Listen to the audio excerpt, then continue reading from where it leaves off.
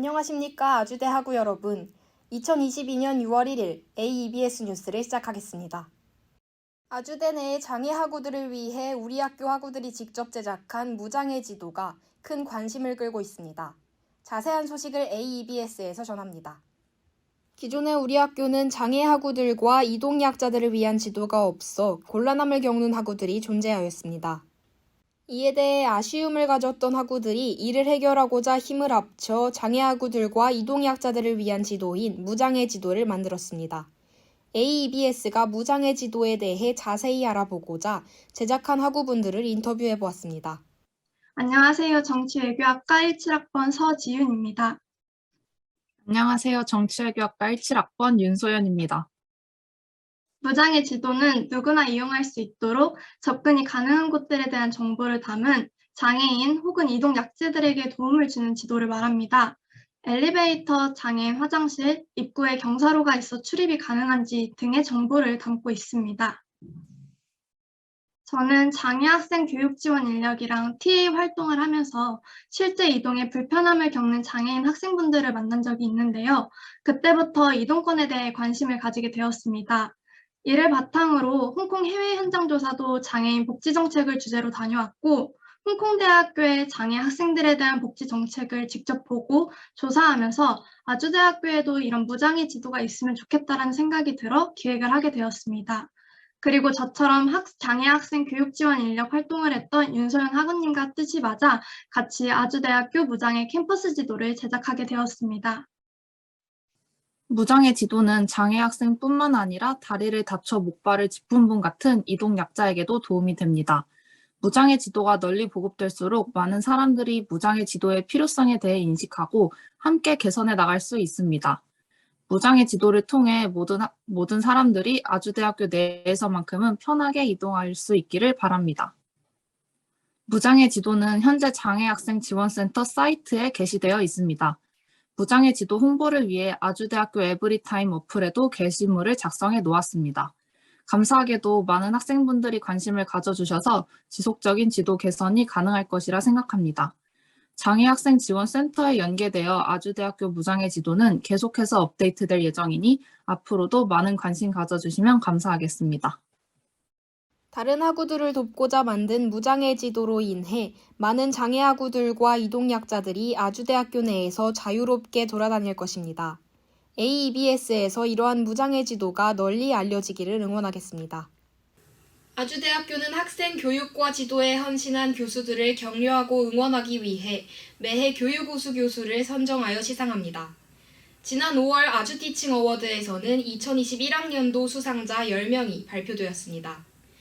대상을 수상하신 안수현 교수님과의 인터뷰를 AEBS에서 전합니다. 지난 5월 10일 아주대학교를 빛낸 10명의 아주티칭 어워드 수상자들이 발표되었습니다. 코로나19 상황으로 이어진 비대면 수업 환경에서도 학생들을 위해 끊임없이 연구하고 이끌어주신 교수님들께 감사의 마음을 전하고 그분들의 노고를 전하기 위하여 AEBS는 대상을 수상하신 안수현 교수님을 찾아뵈었습니다. 네, 안녕하세요. 저는 아주대학교 수학과 안수현이라고 합니다.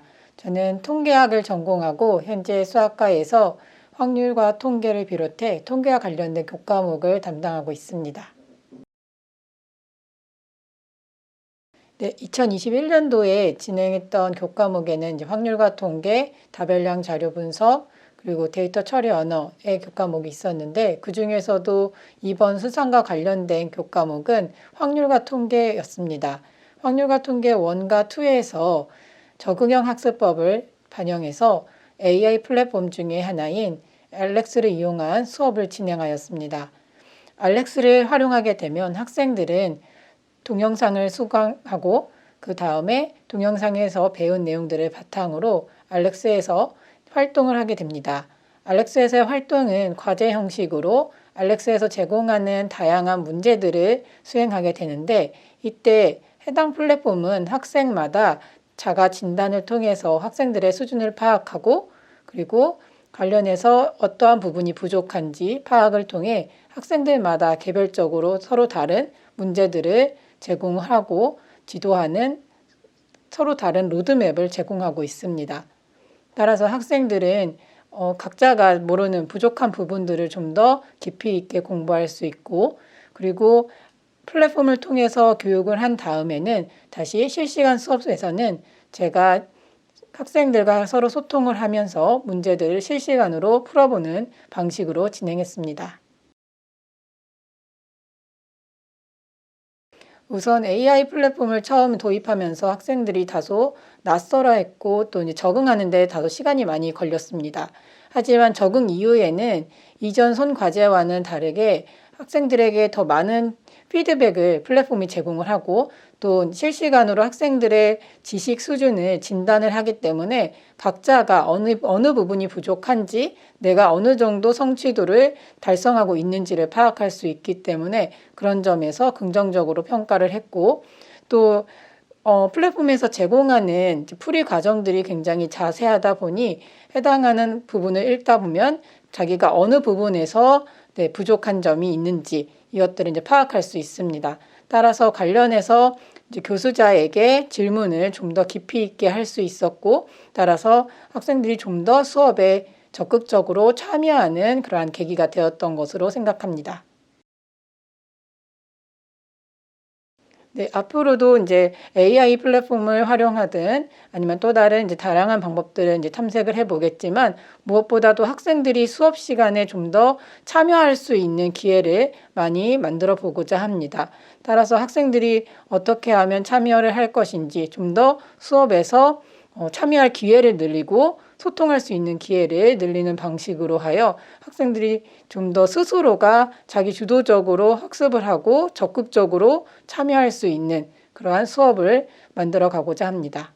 교직원분들과 학생들이 있기에 우리의 아주대학교가 존재할 수 있습니다.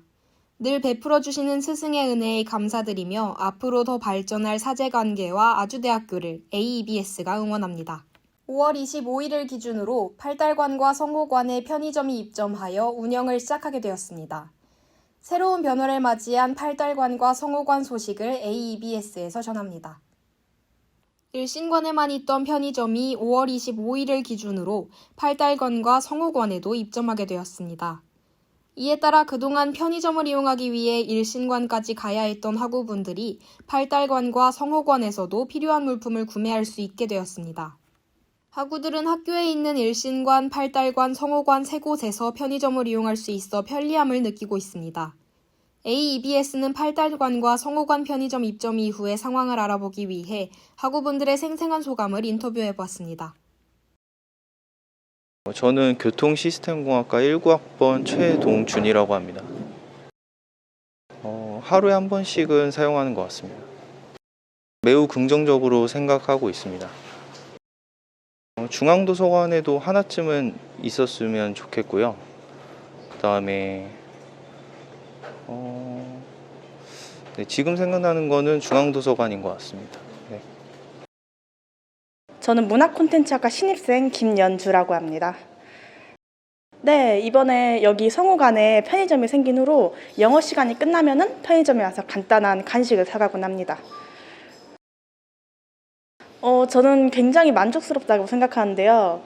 일단 기존에 저기 일신관에 있던 편의점은 약간 오르막길이 있고 또 조금 멀리 있어서 불편했는데 바로 이렇게 강의실 건물 아래 생기니까 유용했던 것 같습니다. 저는 현재 성호관이랑 조금 가깝지만 그래도 살짝 중앙도서관 그쪽에 편의점이 생기면 더 편리할 것 같습니다. 팔달관과 성호관에 편의점이 입점한 이후 학우들의 편리함 만족도가 많이 높아졌습니다. 팔달관과 성호관에 입점한 편의점 또한 학우분들의 많은 이용 바랍니다. 단신 뉴스입니다. 우리 학교가 국토교통부 주관 국토교통 DNA 플러스 융합기술대학원 프로젝트 도로교통 분야에 선정되었습니다. 국토교통부의 국토교통 DNA 플러스 융합기술대학원 프로젝트는 그동안 전통산업으로 여겨지던 국토교통산업의 미래 핵심 기술인 DNA 분야를 접목, 고급 연구 인력을 양성하기 위해 올해 처음으로 시작되었습니다. 국토교통부는 지난 18일 첫 지원대학으로 아주대와 인천대, 한국항공대가 선정됐다고 밝혔습니다. 우리 학교는 이번 사업 선정을 계기로 내년 모빌리티 융복합 대학원을 신설할 계획입니다. 우리 학교 서성은 교수가 포함된 국제공동연구팀이 라디칼을 이용한 합성 방법에 대한 리뷰 논문을 발표했습니다. 논문의 제목은 라디칼 반응을 통한 sp3로 혼성화된 탄소-수소 결합의 기능화와 교차 커플링 반응입니다. 공동연구팀에는 미국 위스콘신 대학교 메디슨 캠퍼스의 신원 스탈 교수, 정 골든 박사과정 학생이 참여했습니다.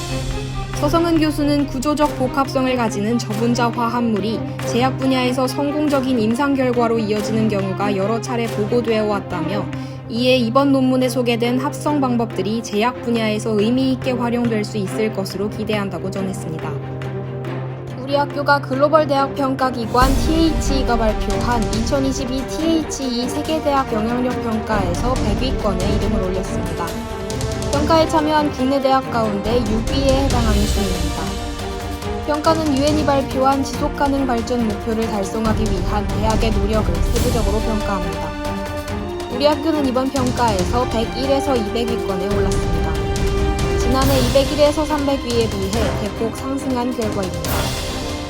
올해는 빈곤 동식, 교육 수준 향상, 산업혁신 인프라 부문에서 세계 100위 안에 진입하며 지난해 산업혁신 인프라 부문에서만 100위권에 진입했던 결과에 비해 발전한 모습을 보였습니다. 우리 학교 최기주 총장이 미국 중서부 및 플로리다 지역을 방문해 현지 대학들과의 교류 협력 방안을 논의했습니다. 최기주 총장은 지난 4월 26일부터 5월 11일까지 미국을 방문, 사우스 플로리다 대학, 센트럴 플로리다 대학, 위스콘신 대학 밀워키, 위스콘신 대학 메디슨, 미시간 대학을 방문했습니다. 최 총장은 이들 대학의 총장을 비롯한 주요 관계자들과 미팅을 갖고 학생들을 위한 다양한 공간과 연구시설을 둘러봤습니다. 우리 대학과의 인턴십을 비롯한 학생 교류 프로그램, 교육 및 연구 협력을 위한 MOU 체결, 우리 학교와 국제 공동연구가 가능한 분야에 대해서도 논의했습니다. 우리 학교 서영탁 교수 연구팀이 새로운 반도체 증착 공정과 소재 기술을 이용하여 연산과 비메모리 기능이 통합된 PIM 소자 개발에 성공했습니다. 기존 비휘발성 플래시 메모리보다 빠른 처리 속도, 낮은 에너지 소모뿐만 아니라 인공지능형 신호 처리가 가능하여 반도체 직접 회로 분야의 차세대 PIM 소자로 적용될 수 있을 것으로 기대됩니다.